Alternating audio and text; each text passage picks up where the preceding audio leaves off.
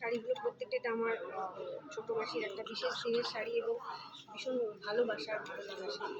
তো এরপরে হয়তো আমার ঠাকুমার শাড়ি আমি জোগাড় করার চেষ্টা করছি। আমার কাছে তো নেই, আমার পিসিদের কাছে যদি থাকে, এবং আমার দিদার একটা শাড়ি আছে আমার কাছে, সেটা করার চেষ্টা করবো, ট্রাই করবো করার। এরপরে এরকম ভালোভাবে একটা ক্লাইম্যাক্সে পৌঁছবো।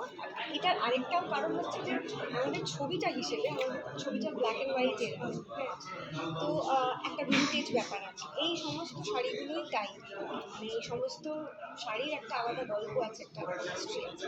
তাই আমি এটার প্রমোশনে ভেবেছি এইরকমই শাড়ি। আচ্ছা, তোমার দেখো, এটা অন্যান্য চরিত্র যেরকম হয়, কিছু মানুষের তো দেখা চরিত্র, কিছু মানুষ যখন সিনেমাটা দেখবে তখন তারা রিলেট করবে, ওনার ছেলে এবং আরও যারা ওনাকে চিনতেন, দেখেছিলেন, দেখা হয়েছিল, তারা রিলেট করবে। কিন্তু আমার সাথে কোনোদিন দেখা হয়নি বা এ যুগের ছেলেমেয়েরা জানে